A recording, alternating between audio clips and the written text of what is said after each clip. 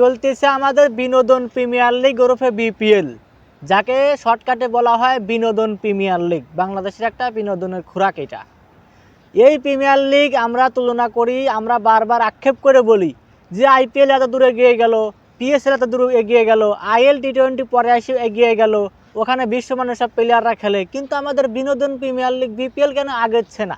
কেন তারা সেই আদিম যুগে পড়ে আসে, ভুটভুটি সালে পড়ে আসে? আরে ভাই, পড়ে থাকবে না কেন? এই প্রিমিয়ার লিগের ভিতরে বড় চোর বাটপার সিটার যত সব সিটার বাটপারগুলো আছে, এগুলো টিম নেয়, এগুলো নিয়ে প্লেয়ারকে টাকা দেয় না, পয়সা দেয় না, প্লেয়াররা খাওয়ার টাকা পর্যন্ত পায় না।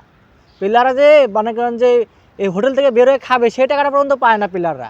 তাহলে এই বিনোদন প্রিমিয়ার লিগ, এই চোর বাটপার প্রিমিয়ার লিগটা কীভাবে উন্নতি করবে বলেন? পিএসএল আইপিএল যেখানে উন্নতি করতেছে দিনে বছর বা বছর, আর আমাদের প্রিমিয়ার লিগ দিনের পর দিন খালি রিচ ডাউন করতেছে।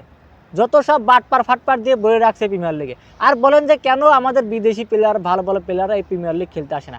আরে ভাই, যখন একটা ভদ্র বিদেশি প্লেয়াররা যখন খেলতে আসবে, যখন দেখে বাঙালির এই সিটার বাপটারি প্যাসে পড়ে গেছি আমরা, তখন কি আর একটা প্লেয়ার আসে আর একবার আসতে যাবে?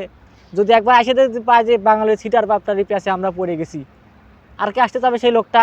বাঙালি মানে সিটার বাটপার, তাহলে সে কি আর আসতে যাবে যে এখানে এসে আবার খেলে? এই জন্য বিদেশি ভালো ভালো প্লেয়াররা আমাদের প্রিমিয়ার লিগ ওরফে বিনোদন প্রিমিয়ার লিগ খেলতে আসে না।